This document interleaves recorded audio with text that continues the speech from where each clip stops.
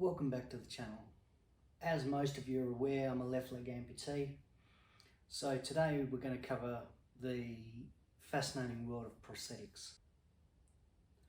Over the past few decades, the field of prosthetics has seen some incredible advancements.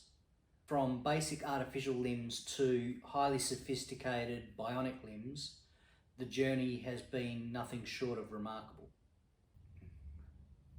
So today I don't want to only look at my journey, but I also want to delve into some of the cutting edge technologies and innovations that are transforming lives. So the concept of prosthetics isn't new. Ancient Egyptians are believed to have used wooden toes, whilst knights of the medieval period had iron hands.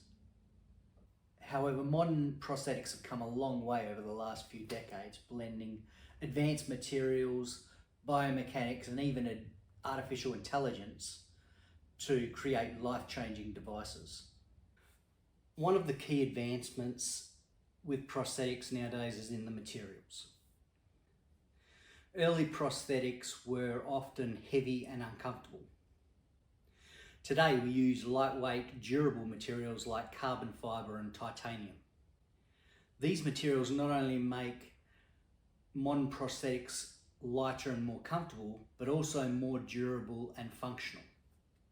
So let's have a look at a couple of my old prostheses to really drive home just how far we've come in the last few decades in the field of prosthetics. I've got probably 20 to 30 prosthetic limbs in the shed somewhere, but these are just a couple that I had on hand, I suppose. So this is probably one of my first prosthetics, probably 43, 44 years ago. As you can see, very, very basic. It's got a little bit of padding in here to make it a little bit easier to use. A little bit of abrasive material so that's easy to walk and doesn't slip as much. Some straps to keep my leg in the prosthetic, and obviously these straps to go around my leg and make sure it's nice and snug. It's only made out of plastic. This is, as I say, this was 40 to 45 years ago. So that's one of my first prosthetics. I'll take this one off now. This one's probably my everyday device or everyday prosthetic.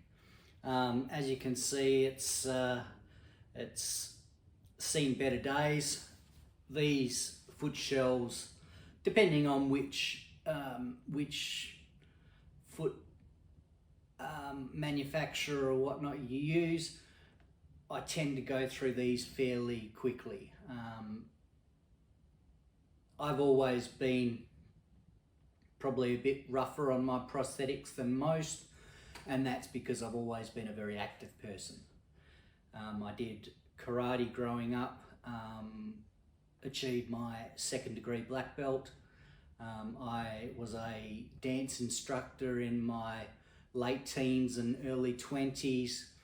I performed on the world stage with my dancing, and so I was performing at a fairly high level. So I was always breaking either the feet or the foot shells fairly regularly. This isn't a carbon fibre foot, it's got a new composite material inside. This has got a fabric material to withstand some of the wear and tear that these prosthetics go through. This one's got stainless steel bearings in here, and as you can see, the actual prosthetic itself has a bladder insert, so it uses suction to keep the prosthetic on. It doesn't have any straps or anything like that, like the first one did, like my first one did. This one, I have used it in water before, but it's probably not the best with these sort of prosthetics. Most of them allow for some sort of submersion in water, but it's not usually recommended, especially if it's a salt water or something like that. Usually recommended to wash them off afterwards.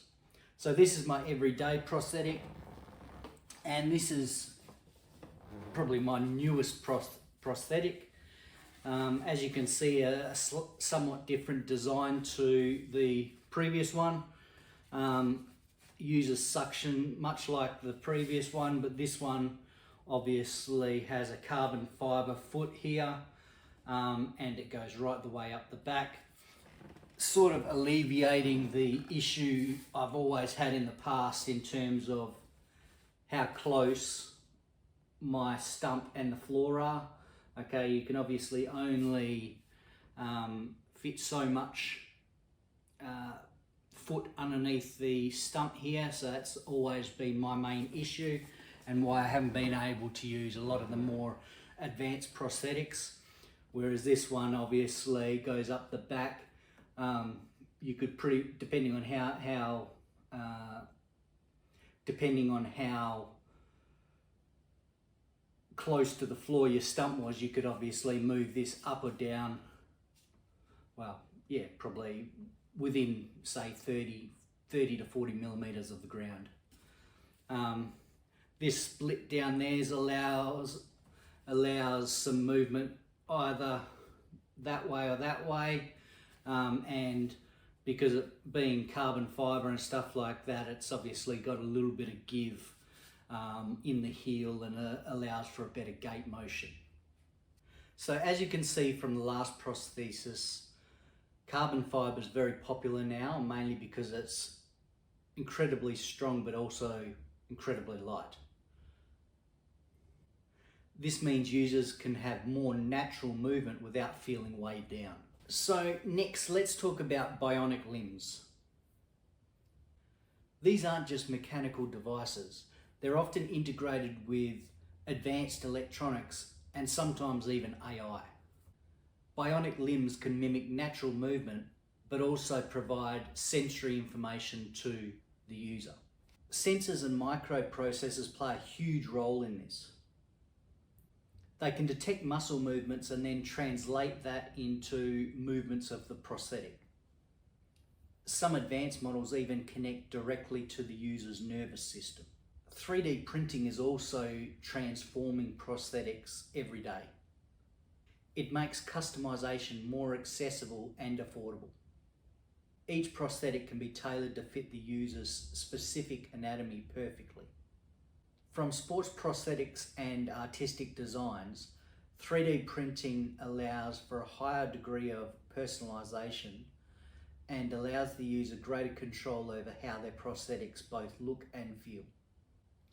Alright, so the next technique still blows my mind. If you had have asked me if we'd ever get to this point 30 years ago, 40 years ago, I would have laughed at you. So what I'm referring to is a groundbreaking surgical technique called osseointegration. This involves integrating the prosthetic directly with the bone, allowing for a more stable connection with the user. So this technique is particularly beneficial for users with above-knee amputations, and provides them with a new lease on life. So another advanced prosthetic integration is called neuroprosthetics. This allows for the prosthetic to be directly integrated with the brain to allow for a more natural and intuitive device. This technology is still in its infancy but holds some incredible promise for the future. This would be especially beneficial for those with spinal cord injuries or severe limb loss. So I suppose the next question is, what does the future hold for prosthetics? So a lot of researchers are working on easier ways to integrate AI into prosthetics, as well as things like increased battery life and more intuitive sensory controls. The goal is to obviously make prosthetics more intuitive and lifelike. From mind-controlled limbs to self-healing materials, the possibilities are endless. The future of prosthetics is not only about replacing lost limbs, but also about enhancing human capabilities. So from my point of view, prosthetics are a very personal journey. As you can see from my prosthetics, from the ones that I showed you earlier, there are a lot of things that have been integrated into my prosthetics that wouldn't suit the next person. That doesn't mean that they're wrong or unsuitable as a prosthetic. That just means that they wouldn't be suitable for another person. I've got issues with my limbs that are specific to me. Hence, I need to be fitted with something that is going to make my life easier. So, as we've seen today, the advancements in prosthetics are making a profound impact on people's lives. From lightweight materials to brain-machine interfaces, these new technologies are providing hope and encouragement for amputees worldwide. So if you enjoyed this video, by all means, subscribe, like, comment down below. Yeah, just reach out. Thanks a lot, and we'll see you again in the next fascinating video.